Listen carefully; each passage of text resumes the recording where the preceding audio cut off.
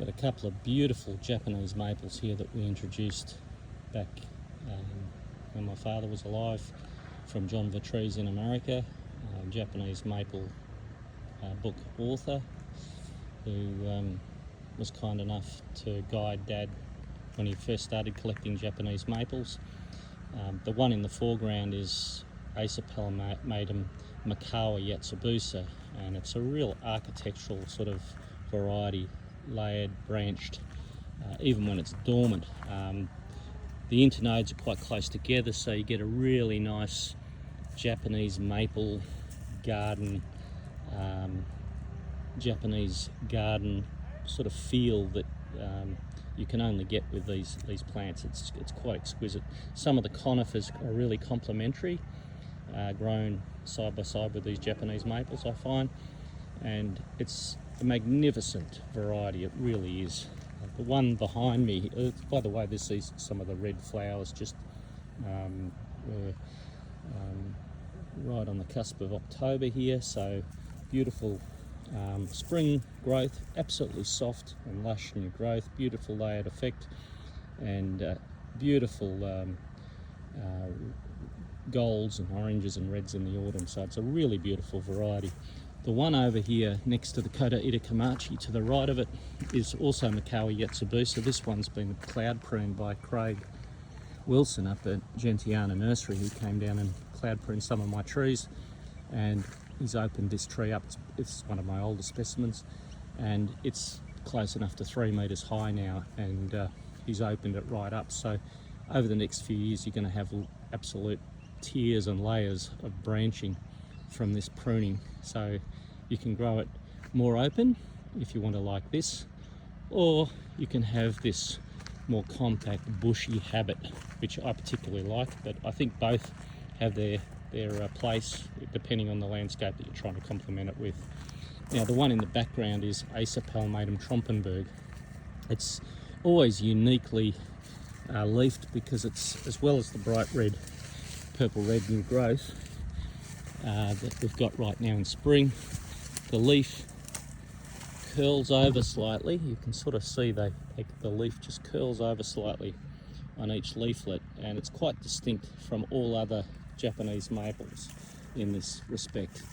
It's quite a vigorous plant. You can see this was much taller. We've cut the top out of it and made it far more bushy again, but it was up to closer to 5 or 6 metres, but we've brought it back to about 3.5, 4 metres now.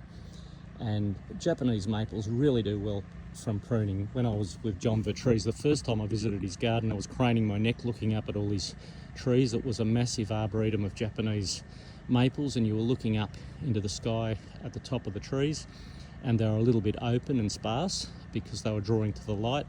The next time I came a few years later, he'd pruned them all hard back, and he said, "You won't believe my garden this time.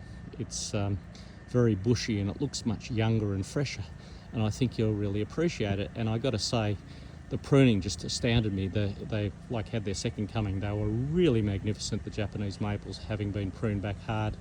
And if they're pruned sympathetically, you don't necessarily lose the shape or form, but you know, if you let them keep growing for the stars and you don't have the space, or particularly the light around them to make them grow nice habit and bushy and healthily, you will compromise the best of your Japanese maples. So keep that in mind, that you've got enough space around them. This garden bed here, it's been pruned, but so's everything else. So suddenly it's got some light around it.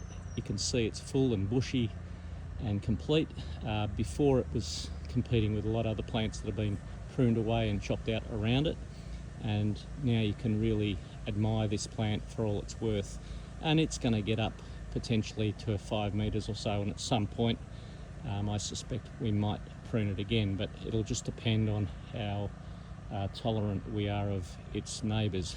Sometimes gardening requires some severe choices, and sometimes you just leave them as they are. But some people like to plant their gardens very sparsely.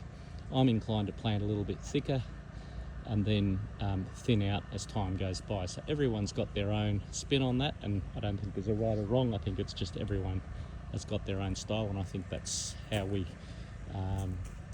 how we develop our gardening by being true to ourselves and what we like. If it's appealing to us, I think that's really why we're doing it. If you're just trying to only please other people, it's ideas on gardening, I think you limit yourself too much. I think you should be doing what you do. It's your personal space, and people either like it or they don't, and that's fine.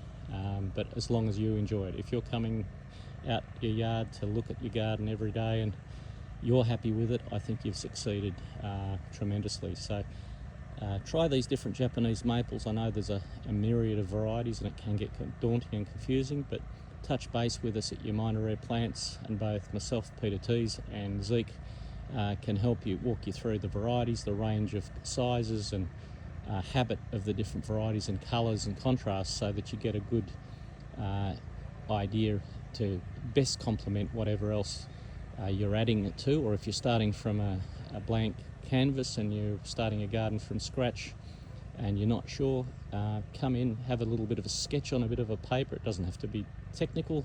Just if we've got a rough idea of the sizes, where there's some shade or where there's hot wind or protection and so forth, if we've got an idea of the aspect, we can better guide you with your choices.